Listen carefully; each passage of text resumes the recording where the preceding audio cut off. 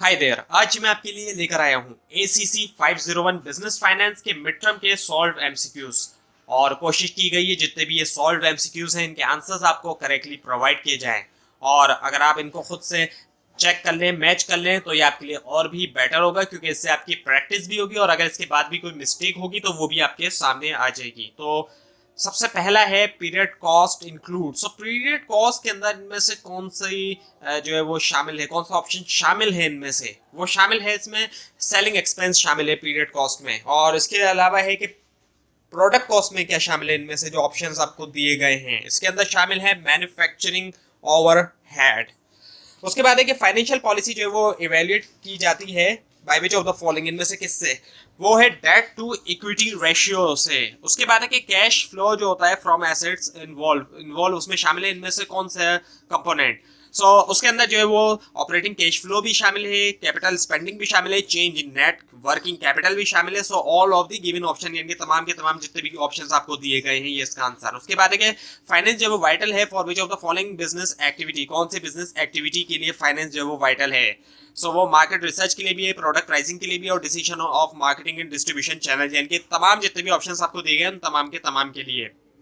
उसके बाद ये कि which of the following terms, इनमें से कौन सी जो टर्म है रेफर किया जाता है यूज ऑफ डेट फाइनेंसिंग के लिए? उसके वो जो टर्म है वो है फाइनेंशियल लेवरेज की। उसके बाद है कि इन विच टाइप ऑफ मार्केट, कौन सी मार्केट के अंदर न्यू सिक्योरिटीज, नई सिक्योरिटीज जो वो ट्रेड की जाती हैं, वो मार्केट है प्राइमरी मार्केट। उसके बाद है कि quick ratio is also known as, quick ratio को जाना जाता है, is also known as asset test ratio के तौर पर भी जाना जाता है क्विक रेशियो को। उसके बाद है कि इनमें से कौन सा स्टेटमेंट जो है वो शो करता है एसेट्स, लाइबिलिटी और नेट वर्थ जो है वो एक स्पेसिफिक डेट के ऊपर? वो है बैलेंस शीट। और उसके बाद है कि इनमें से कौन सा जो है वो एक लिक्विडिटी रेशियो नहीं है, वो है कैश कवरेज रेशियो। उसके बाद है कि which of the following is an example, वो एग्जांपल है किसकी? कैपिटल स्पेंडिंग की। इनमें से कौन सा है? वो है purchase of fixed asset, fixed asset जब खरीदा गया। उसके बाद है इनमें से कौन सा जो है वो make a broader use of accounting function? वो है फाइनेंशियल एनालिस्ट। और उसके बाद है कि इनमें से कौन सा जो है वो फॉर्म नहीं है बिजनेस ऑर्गेनाइजेशन की? सो कोऑपरेटिव सोसाइटी इनमें से नहीं है। बाकी सॉल प्रोप्राइटरशिप, पार्टनरशिप और जॉइंट स्टॉक कंपनी को नॉर्मली बिजनेस ऑर्गेनाइजेशन कंसिडर किया जाता है। कोऑपरेटिव सोसाइटी जो है वो आपके स्कोर्स के मुताबिक बिजनेस ऑर्गेनाइजेशन की फॉर्म नहीं है। उसके बाद है सपोज करें कि मार्केट वैल्यू जो है वो एक्सीड कर जाती है book value by 2,50,000 rupees. What will be the after tax proceed if there is a tax rate of tax rate अगर जो है वो 34% है? वो होगा 1,65,000। और उसके बाद है कि किस तरह की मार्केट के अंदर यूज्ड सिक्योरिटीज ट्रेड की जाती हैं? यूज सिक्योरिटी की ट्रेड की जाती है सेकेंडरी मार्केट के अंदर। और उसके बाद है कि इनमें से कौन सा जो है वो एक नन कैश आइटम है? वो है डेप्रिसिएशन। बाकी रेवेन्यू एक्सपेंस वगैरह तो कैश में आएगा, लेकिन नन कैश आइटम जो है वो डेप्रिसिएशन है। उसके बाद है कि what will be the coupon value of, coupon value क्या होगी? एक 1,000 rupees face value bond with जिसका 10% जो है वो कूपन रेट होगा। वो है 100 रुपीज। और उसके बाद है पीरियड कॉस्ट में क्या शामिल है? सेलिंग एक्सपेंस शामिल है, ये आई थिंक पहले भी आ चुका है। और उसके बाद है कि वैल्यू जो है नेट वर्किंग कैपिटल की जीरो से ज्यादा होगी, कब ज्यादा होगी? नेट वर्किंग कैपिटल की वैल्यू जीरो से ज्यादा कब होगी? जब करंट एसेट जो है वो करंट लाइबिलिटी से ज्यादा होगा। उसके बाद है according to due point identity, due point identity के मुताबिक ROE जो है अफेक्टेड बाय, इनमें से अफेक्ट होता है कि इनमें से किससे? वो अफेक्ट होता है operating efficiency, asset use efficiency और फाइनेंशियल लेवरेज, इनके तमाम के तमाम जितने भी ऑप्शंस हैं उनसे। उसके बाद एक इनमें से कौन सा फॉलोइंग इशू जो है वो is not covered by, covered नहीं होता इन्वेस्टमेंट एरिया ऑफ फाइनेंस? वो है international aspect of corporate finance. उसके बाद ये कि इन विच टाइप ऑफ बिजनेस, इनमें से कौन सा बिजनेस ऐसा है जिसमें तमाम ओनर जो होते हैं शेयर करते हैं गेन और लॉस में, और उनकी अनलिमिटेड लाइबिलिटी होती है तमाम बिजनेस डेट की? वो है जनरल पार्टनरशिप के अंदर। जनरल पार्टनरशिप, अच्छा नोट करने वाली बात ये कि लिमिटेड पार्टनरशिप अलग है और जनरल अलग है। जनरल पार्टनरशिप ऐसी है जहाँ पे तमाम जितने भी ओनर्स होते हैं वो शेयर करते हैं गेन और लॉस, और उसके अलावा अनलिमिटेड लाइबिलिटी होती है जितने भी बिजनेस डेट होते हैं। और उसके बाद है कि एक फर्म जो है वो यूज करती है कैश टू परचेज करने के लिए इन्वेंटोरी, सो उसका करंट रेशियो जो है क्या होगा, वो जो है रिमेन अनइफेक्टिव अफेक्टेड रहेगा।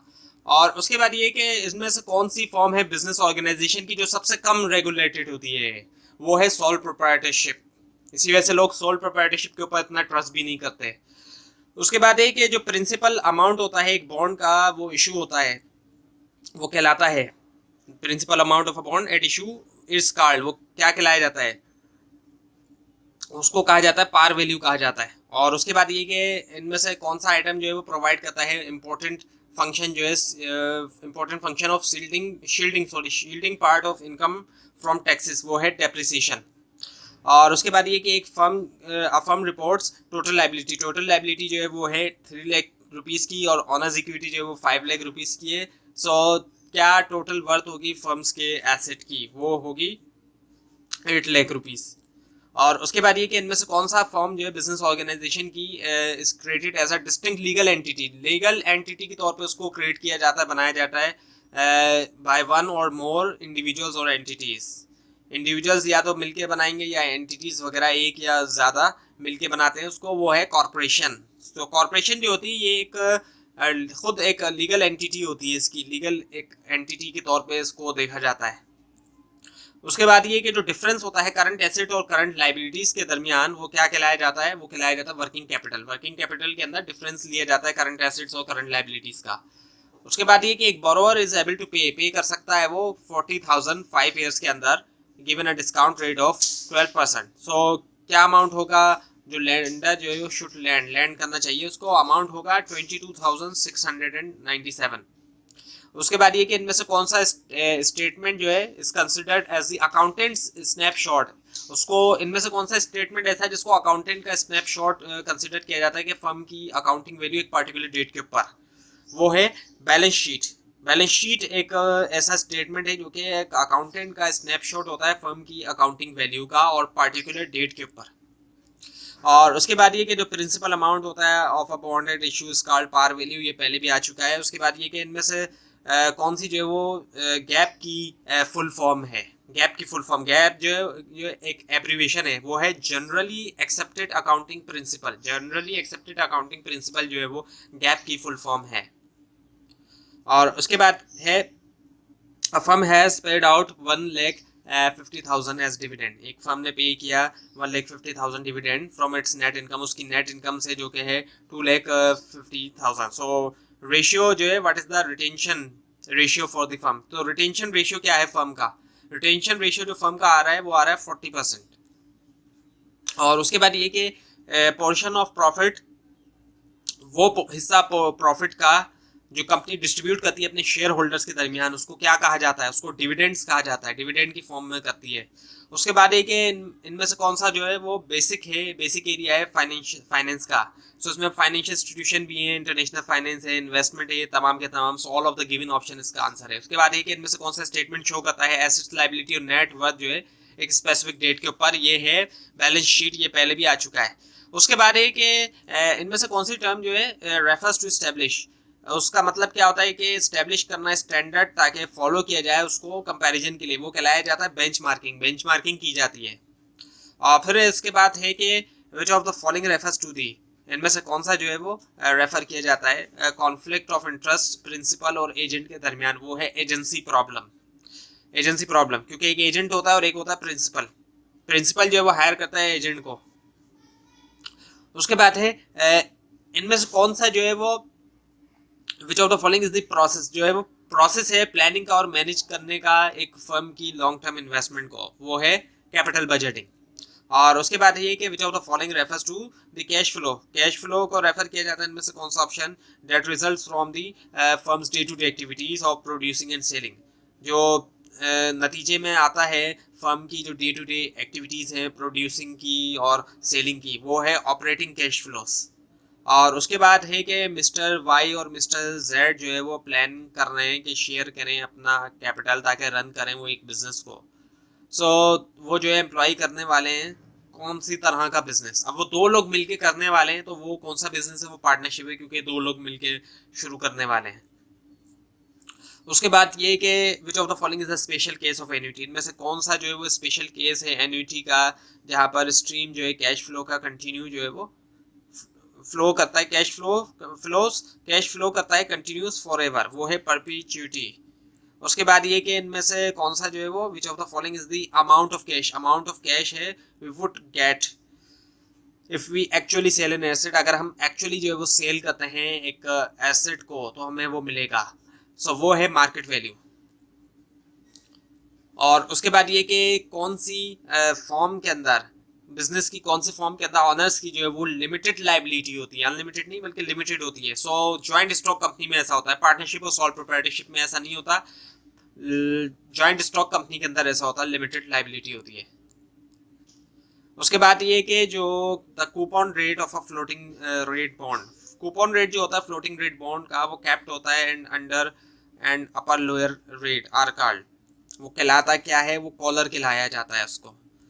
उसके बाद है एक प्रोजेक्ट हुज एक्सेप्टेंस, जिसकी एक्सेप्टेंस जो है वो प्रिवेंट नहीं करती या डज नॉट प्रिवेंट और require the acceptance of one और more alternative project is refers to as, उसको क्या रेफर किया जाता है, रेफर उसको किया जाता है म्यूचुअली एक्सक्लूसिव प्रोजेक्ट के तौर पर।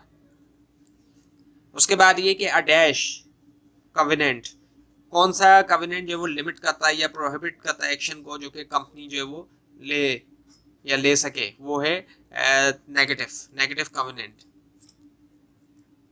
उसके बाद ये कि इनमें से कौन सा जो है वो एक मेजर है, which of the following is a measure of accounting profit relative to book value, वो है एवरेज अकाउंटिंग रिटर्न। तो ये थी आज की वीडियो। आपको अगर इस बारे में कोई भी क्वेश्चन है नीचे कमेंट कीजिए, और अगर आपको कोई मिस्टेक भी दिखाई दे उसको भी आप ज़रूर हाईलाइट कीजिए। और ये फाइल जो है आप नीचे डिस्क्रिप्शन बॉक्स में दिए गए लिंक से हासिल कर सकते हैं, लेकिन अगर आपको लिंक न मिले इसके लिए आप नीचे कमेंट कीजिए। और इस पूरी सीरीज को देखने के लिए इस चैनल को सब्सक्राइब कीजिए, बेल आइकन के ऊपर क्लिक कीजिए। Thanks for watching this video and best of luck for your exams.